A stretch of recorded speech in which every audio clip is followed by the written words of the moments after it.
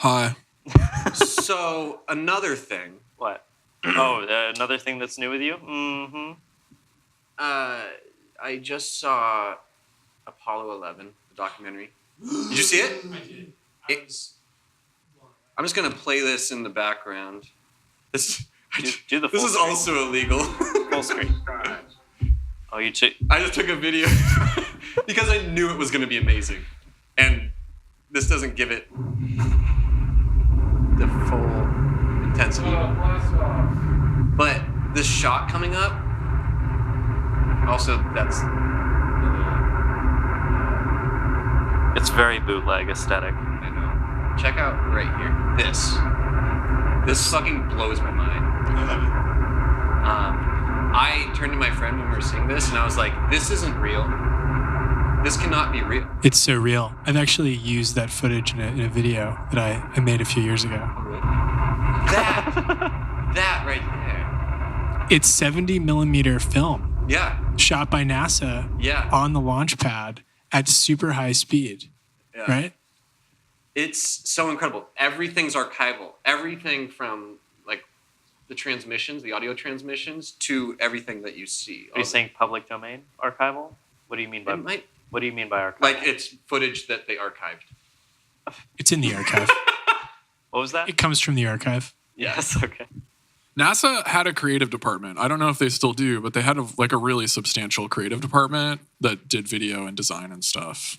Not many branches of government have that. So NASA's video department, my impression is them taking live stream and then just cutting into the most like intense moments where they're like, yeah, we sent the rocket.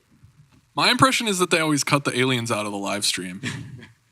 That's my impression. Right? Okay, so They have a lot of green screens. I know that. So when I saw this movie, it actually raised a question in my head. Like, man going to the moon was a huge thing. Obviously, is a huge thing. Thank you, Stanley Kubrick. Yeah. Okay. So it was also something to unite humanity. Because you're seeing all this footage of people across the world just like cheering on it happening. And I was thinking, could there ever be something like that ever again that would unite humanity? And if so, what would it be? I believe we call that a superordinate goal. And I think that would be... Wait, what? Yeah, I think that's the real term.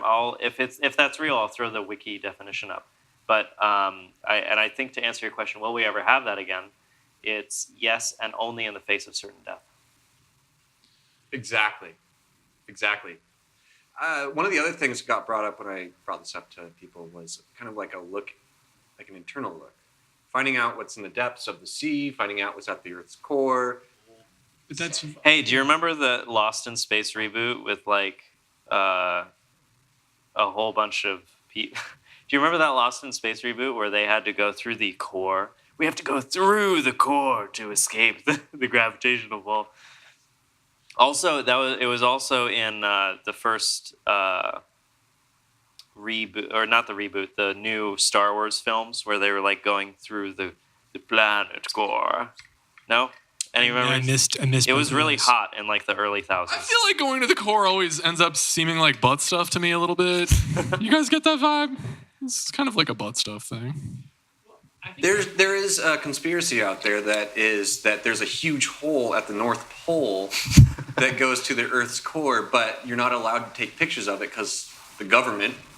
And someone was telling me about this the other day, and I was just like, "Wait, what?" In earnest? No. They were telling me Okay. Does the flat Earth have a core? I don't know if that. It doesn't. There's no. I'm not sure. I watched the documentary on Netflix. Did you watch that one? I haven't. I heard about it. Well, okay, so here's my little bit of contrarian take on this.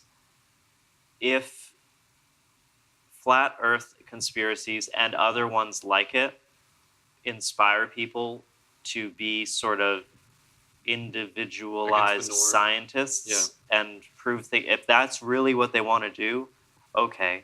Like we do need to check ourselves and maybe but at the same time be able to be like, okay, that's a fact. That's a scientifically proven fact. They're just like, no, science is bullshit. It's like, you can't. There's a scientific method for a reason. Thankfully, they're not politicians, so they have the liberty to have whack-ass ideas. That's the beauty about not being a politician. They are politicians. There you go. I think a lot of flat Earth people have like pretty specific political motives. Like there's this like gun advocate woman on like Twitter, I want to say, and she recently became a flat earther, but I think she just did it to like get attention from other conservatives. I feel like the flat Earth cohort would be a very ripe group to radicalize because they're obviously really well, you see this on the far right now. It's like basically, okay, like who isn't connected to reality? Who's completely disconnected from reality? Let's all get together and like let's all go in this sort of like genocidal direction. I actually really liked one of the takes I think it was off of your Twitter that was a picture of Che Guevara. It cited the statistic that more Americans had been killed by police last year than all the school shootings since 1970. That's a good one. Wow. Yeah.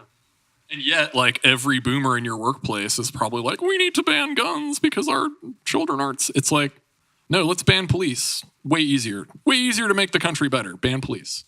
And also, we don't actually know how many shootings there were because there are no definitive records, right? And there are citizens who do it sort of on their own. Citizen scientists, if you will. I feel like we're currently in a strange, I would almost say euphoric mode of new journalism because, and maybe this has been happening continuously. Maybe this has been happening continuously, and it's just that I'm tuned into it now. Okay, JK, I'm gonna think about. I want to believe in this idea. Roll with it if you can, because like we're over here thinking journalism is dying, and like so is everyone else. So if you can resurrect exactly. it. Journalism is. I would say journalism is served its purpose, and it's turning into something else because there are people who are really passionate about their communities and trying to do investigative reporting from within it. In the same way that flat earthers are trying to do investigative reporting. I would agree that there is a kind of rise of like a citizen researcher. I wouldn't necessarily say journalist, but especially when it comes to reporting on the far right, I would say.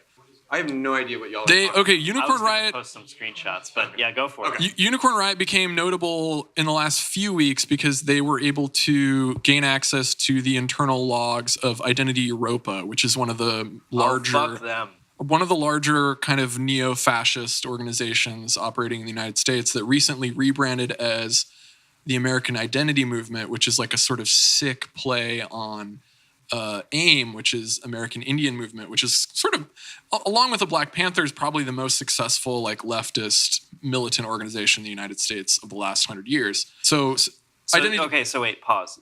These Identity Europa people are trying to align themselves with indigenous movements. They're trying to cover over. They're trying to erase.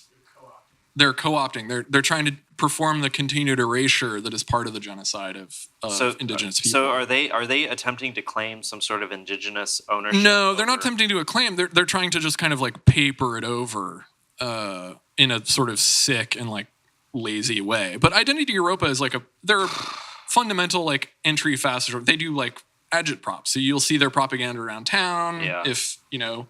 So what did Unicorn Riot was able to obtain their internal chat logs, specifically around organizing their annual like retreat meetup, and kind of do a thing called doxing, which is basically just publishing the name and some of the personal information about the people who were in the group. And they were specifically successful in a journalistic sense, in a media sense, because they were able to prove or show that members of law enforcement and the military were involved. Not surprising, though. Well, but that sort of information is what might actually compel people to, within those organizations, to address it. Like what happened in Portland with basically that lieutenant sucking Joey Gibson's balls. Like, seriously. Yeah, I think liberals were, for a moment, mildly concerned that the Portland Police Bureau was coordinating with the most they were prominent coordinating local fascist Joey Gibson. But I also think that like liberals have a pretty short attention span and like generally want to think the best of the far right. So it would take like, just some horrific, it would take like many murders in our region over the course of the next 6 months for most people to pay attention to this stuff, I would say. Because there have already been like 3 or 4 murders attributed to these far right groups locally in the last 2 years. Which is where the media comes in. Yeah, you would think that like journalists could like pick up this story, but they're not.